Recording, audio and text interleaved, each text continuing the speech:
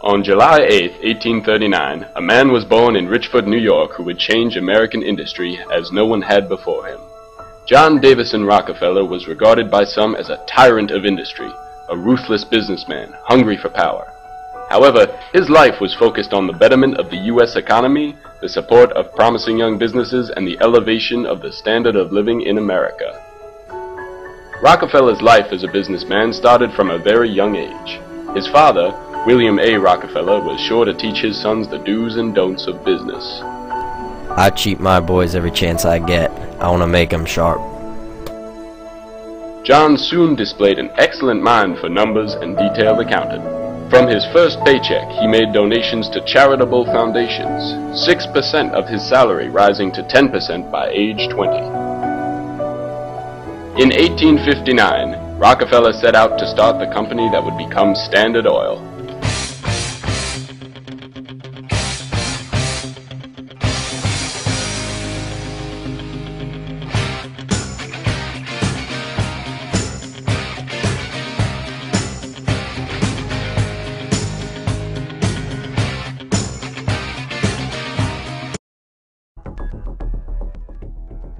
Chinese immigrants began flooding into the United States in the 1850s, attracted by opportunities in the American West.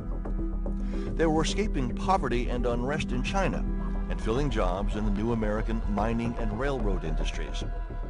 And they were considered to be very pliable labor, very inexpensive labor, labor that would work no matter what the circumstances were, no matter how dangerous it was. Within 30 years, about 200,000 Chinese had settled in the U.S., but by the 1870s, a backlash against them had grown large and violent.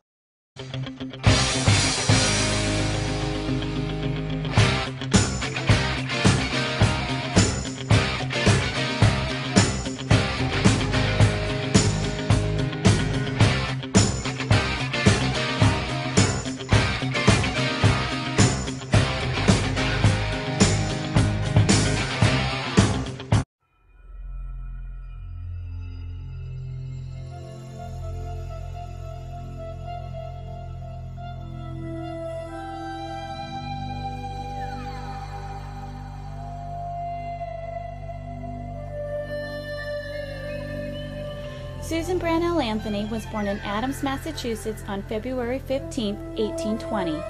She was a prominent American civil rights leader who, along with Elizabeth Cady Stanton, led the effort in securing women's suffrage in the United States. Anthony was independent and educated and held a position that had traditionally been held by men. Miss Anthony taught at a female academy called Eunice Kenyon's Quaker Boarding School in upstate New York from 1846 to 1849.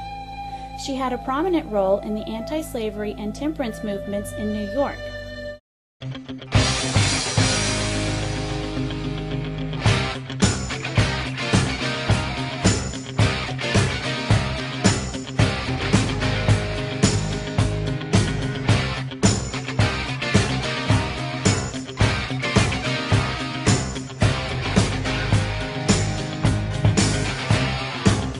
There's no talking about Hearst without discussing the term yellow journalism. Can you just kind of explain to us how this came to be? Well, when we talk about yellow journalism now, we just basically mean all the sins of journalism, that something's not really accurate and sensationalistic. In Hearst's time, it was a very specific thing. It was a slur on mass market popular newspapers that was thrown about by the elite publishers and the conservative publishers, and they generally had smaller newspapers, and they were appalled that somebody who had Hearst politics, which were friend of the people politics, and somebody who liked to talk to his readers at their own level and be interested in the things they were interested in, whereas the elite newspapers believed it was the job of a newspaper to pick the people out of the gutter and make them all, as high-minded and virtuous as the elite editors considered themselves to be. People loved Hearst's newspaper because it contained information and was entertaining. They thought it was a great newspaper, and other outside observers, not self-interested ones like the